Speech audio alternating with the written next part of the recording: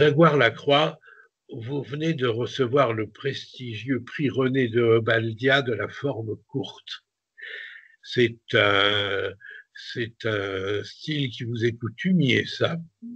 Bien oui, puisqu'il y a 2 ans, j'ai eu le prix René Lobadia de la forme courte pour les euphorismes, le 3e tome de mes euphorismes, qui sont des aphorismes, comme le nom le laisse sous-entendre. Et cette année, c'est quelque chose de différent.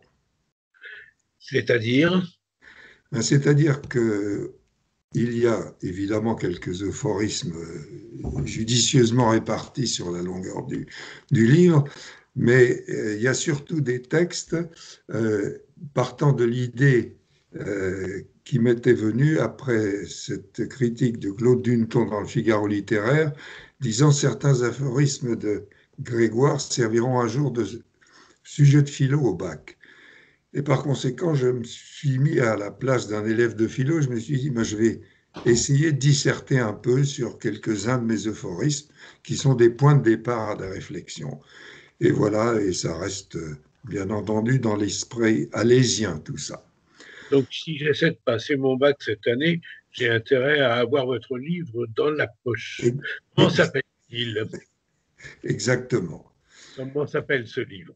Alors, ce livre s'appelle euh, Jeune depuis longtemps, parce que effectivement, ça fait très longtemps et que je, que je m'amuse à vivre et je tenais à faire partager ce bonheur au lecteur. Voilà.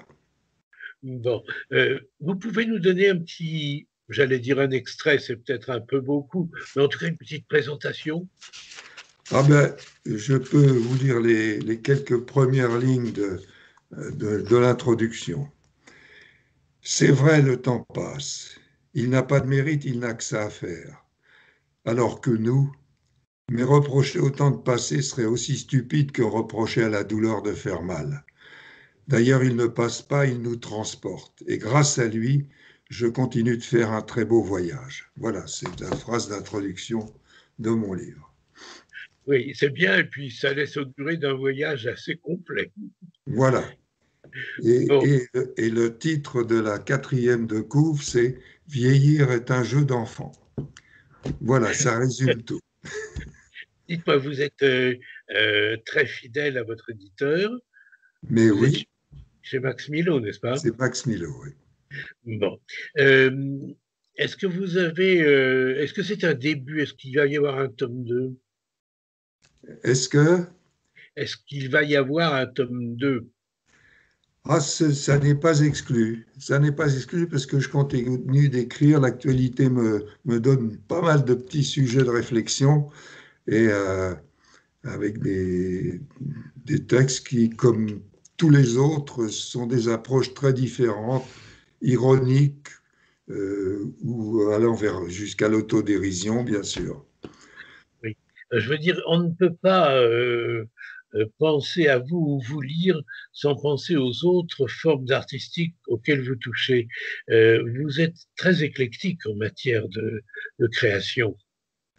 C'est-à-dire que je me suis amusé à bien profiter de mes hobbies, qui sont la guitare de jazz, le collage photographique et l'écriture, bien sûr. Et le cinéma, non? Et le cinéma, bien sûr, puisque j'ai eu la chance de collaborer avec Claude Lelouch sur un certain nombre de ses films en lui fournissant soit des dialogues, soit des textes de chansons. Voilà. Je crois qu'il est en train de réaliser son tout dernier film. Est-ce que vous y êtes? Ah, je suis dedans avec quelques chansons, oui. Très bien. Merci infiniment. Bravo pour ce prix. Et puis à l'année prochaine pour le prochain prix René de Obaldia, dont je rappelle qu'il est un prix décerné sous l'égide de l'Académie Alphonse Allais.